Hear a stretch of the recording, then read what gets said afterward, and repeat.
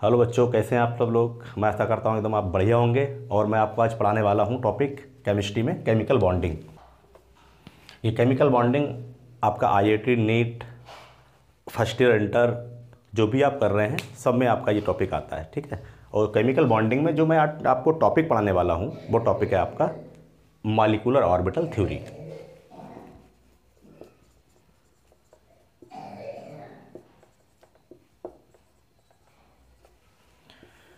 तो बच्चों, molecular orbital theory में हम लोग आज पढ़ने वाले हैं शॉर्ट ट्रिक। मॉलिक्यूल कब डायमैग्नेटिक होता है, कब पैरामैग्नेटिक होता है, ठीक है ना। हम आज देखेंगे पैरामैग्नेटिक एंड डायमैग्नेटिक कि मॉलिक्यूल पैरामैग्नेटिक कब होता है या डायमैग्नेटिक कब होता है, ठीक है ना। तो इसके लिए हमें बहुत लॉन्ग मेथड से नहीं करना है, हालांकि लॉन्ग मेथड मैं आपको बाद में पढ़ाऊंगा, लेकिन पहले थोड़ा सा शॉर्ट बता दूं, इसके बाद हम लोग लॉन्ग मेथड की बात करेंगे, ठीक है। तो जैसे कोई भी मॉलिक्यूल है जिसका एटॉमिक नंबर अगर इवन है, इवन बोले तो बेटा 2 4 6 8 10 12 16 है ना, इस प्रकार से अगर उसका एटॉमिक नंबर इवन आता है तो वह मॉलिक्यूल डायमैग्नेटिक होगा। और अगर उसका एटॉमिक नंबर ऑड आता है तो मॉलिक्यूल पैरामैग्नेटिक होगा, पैरामैग्नेटिक, ठीक है। अब हम लोग पहचानेंगे कैसे, अब वो देखेंगे, ठीक है ना। अगर हम बात करें बेटा इवन में हमें एटॉमिक नंबर 10 और 16 को छोड़ देना है, except two atomic number 10 and 16।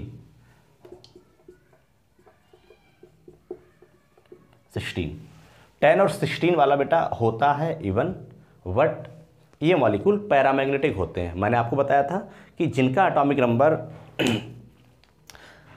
Even होता है वो सारे मॉलिक्यूल डायमैग्नेटिक होते हैं, और जिनका एटॉमिक नंबर ऑड आता है वो सारे मैग्नेटिक वो सारे मॉलिक्यूल पैरामैग्नेटिक होते हैं।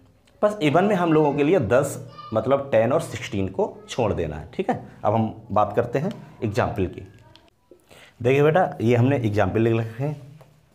अब हम लोग देखेंगे कि हाइड्रोजन है, हाइड्रोजन मॉलिक्यूल है, तो इसका जो एटॉमिक नंबर होता है बेटा वो 2 होता है, ठीक है ना। एक हाइड्रोजन एटम का 1 और 2 हो जाएंगे तो 2। तो ये जो एटॉमिक नंबर है वो बताएंगे आप लोग इवन है या ऑड है। Very good. ये कैसा है बेटा, ये इवन है, तो मॉलिक्यूल कैसा हो जाएगा। इवन के लिए मैंने क्या बोला था शॉर्ट ट्रिक में, इवन के लिए मैंने बोला था मॉलिक्यूल होगा आपका डायमैग्नेटिक। डी लिख ले रहा हूँ इसके लिए, ठीक है ना बेटा, डी लिख लिया 2 के लिए। ऐसी बेटा यहाँ पर देखो आईची का 2 होता है, मतलब आईची मॉलिक्यूल है, हीलियम मॉलिक्यूल है, 4 हो गया, एक कम कर दो 3 हो गया। मॉलिक्यूल कैसा हो गया, पैरामैग्नेटिक। मैंने बोला था जो इवन एटॉमिक नंबर होता है वो सारे मॉलिक्यूल कैसे होंगे, इवन वाले डायमैग्नेटिक, और जिनका ऑड एटॉमिक नंबर आता है वो मॉलिक्यूल होंगे पैरामैग्नेटिक, ठीक। और इवन मैंने बोला था कि जिनका एटॉमिक नंबर बेटा 10 या 16 है तो हम लोग उसको हटा देते हैं, वो मॉलिक्यूल पैरामैग्नेटिक होते हैं, ठीक है। ऐसे देखो यहाँ पर बी का बेटा एटॉमिक नंबर कितना होता है 5, और मतलब बेरिलियम बोरान मॉलिक्यूल है तो ये हो गया बेटा 10 और 10 हो गया। तो हमने बोला था आपको 10 एंड 16 को छोड़कर, ये इवन एटॉमिक नंबर है, बट ये डाया होना चाहिए था, बट ये होते कैसे पैरा, ठीक है ना। 2 को हमने आपको छुड़वा दिया था। अब N2 का बेटा आपका कितना हो गया 14, ये भी, तो ये कैसा हो गया बेटा इवन के लिए डाया, सॉरी यहाँ पर मैं बताया था इसको छोड़कर, तो ये कैसा मॉलिक्यूल होगा पैरा। ये वाला कैसा हो गया बेटा डाया। ऐसे O2 का देखेंगे, O2 मॉलिक्यूल का कितना हो गया बेटा 16, और 16 वाले को मैंने बोला था इवन है, होना चाहिए पैरा, वो डाया होना चाहिए था, लेकिन कैसा होगा बेटा पैरा, ठीक है। चीज़ हो गई। आयनो का देखेंगे, आयनो मॉलिक्यूल का ऑक्सीजन का 8 होता है, नाइट्रोजन का 7 होता है, कितना हो गया बेटा 15, और 15 के लिए बेटा कैसा ऑड नंबर आ गया, ऑड के लिए हमने क्या बोला था आपको पैरा। इसी प्रकार CN, आयन का 7 8 और बेटा यहाँ पर 6 14,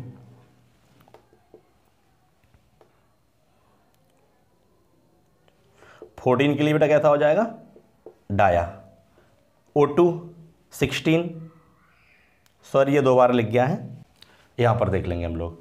आयनो प्लस, आयनो मॉलिक्यूल का जो एटॉमिक नंबर होगा बेटा 7 इसका और 8 इसका, है ना। 15 हो गया, एक कम कर देंगे, कितना आया 14 बेटा बोले तो इवन हो गया। और इवन के लिए मैंने बोला था शॉर्ट ट्रिक में आपको, इवन वाला क्या होगा बोलेगा डाया।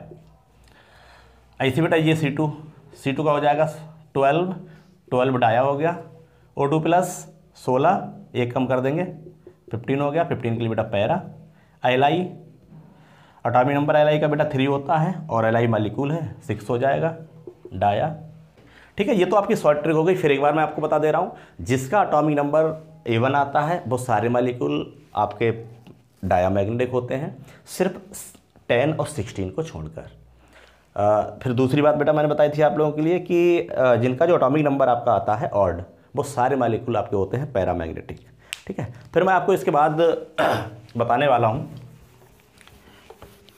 कि मालिक्यूल की स्टेबिलिटी, बॉन्ड ऑर्डर, और ये भी मैं आपको बताना चाह रहा हूँ। जरा एक मिनट देखेंगे। एक फॉर्मूला होता है bond length proportional 1/, bond strength proportional 1/, bond energy proportional 1/, bond order proportional 1/, stability. ठीक है ना, एक ही फार्मूला सारी चीज़ें आप लोग कर सकते हो।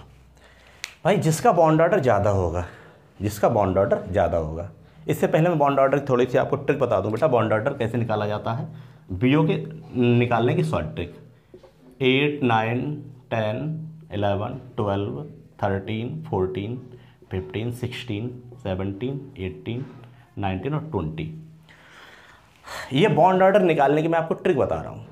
थ्योरी को हम लोग दूसरे लेक्चर में हम आपको पढ़ाएंगे थ्योरी, लेकिन बॉन्ड ऑर्डर निकालने की शॉर्ट ट्रिक। ठीक है ना, और लॉन्ग से बेटा कैसे निकालेंगे, मॉलिक्यूल और ऑर्बिटल हमें देखना पड़ेगा, ऊपर बॉन्डिंग एंटी बॉन्डिंग इलेक्ट्रॉन भरने पड़ेंगे, लेकिन हम डायरेक्ट निकाल रहे हैं बॉन्ड ऑर्डर। तो बेटा हम लोग 14 वाले का 3 लिख लेंगे, और बेटा हम जब इधर ऊपर को बढ़ेंगे तो 0.5 कम करते चलेंगे, जब इधर से बेटा हम लोग डाउन जाएंगे तब भी हम लोग 0.5 कम करते चलेंगे। ठीक ना, वेरी सिंपल आपकी ये ट्रिक है। तो इसमें से बेटा जब ऊपर बढ़ोगे 0.5 कम करोगे, क्या आपका आ जाएगा 2.5, ऐसे बेटा इसका आ जाएगा 2, 1.5, 1, 0.5, 0, फिर 0.5 नीचे कम करते चले जाओ आप लोग, डाउन में जाएंगे तो आपका हो गया 2.5, 2, 1.5, 1, सॉरी 0.5 और बेटा 0।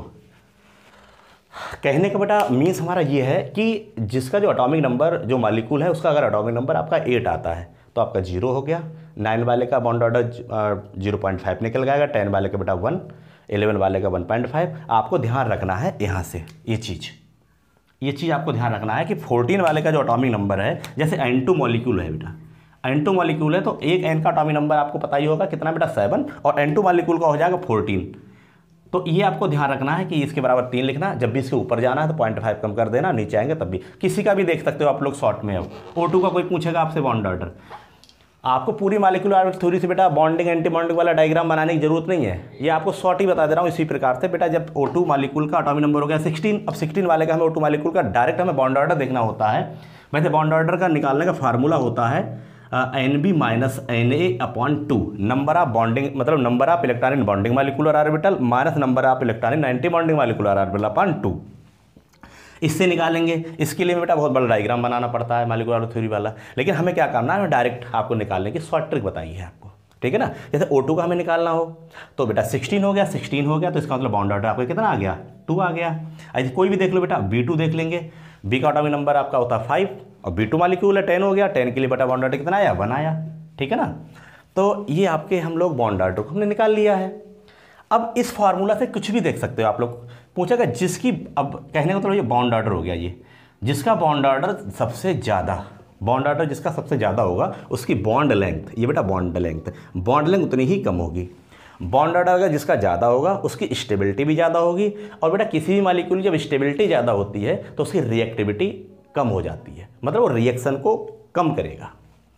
तो जिसकी बॉन्ड ऑर्डर बेटा जितना ज़्यादा होगा उसकी स्टेबिलिटी ज़्यादा होगी, उसकी बॉन्ड एनर्जी ज़्यादा होगी, उसकी बॉन्ड स्ट्रेंथ ज़्यादा होगी, बट बॉन्ड लेंथ बेटा उतनी ही कम। या मैं इस प्रकार से बोल सकता हूँ कि जिसकी बॉन्ड लेंथ सबसे ज़्यादा, उसकी bond strength, bond energy, bond order, उसकी स्टेबिलिटी उतनी ही कम होगी। अगर ये चीज़ बेटा ज़्यादा होगी तो ये चीज़ कम होगी, अगर ये चीज़ कम होगी तो ये चीज़ ज़्यादा होगी। ठीक है ना भाई, ओके।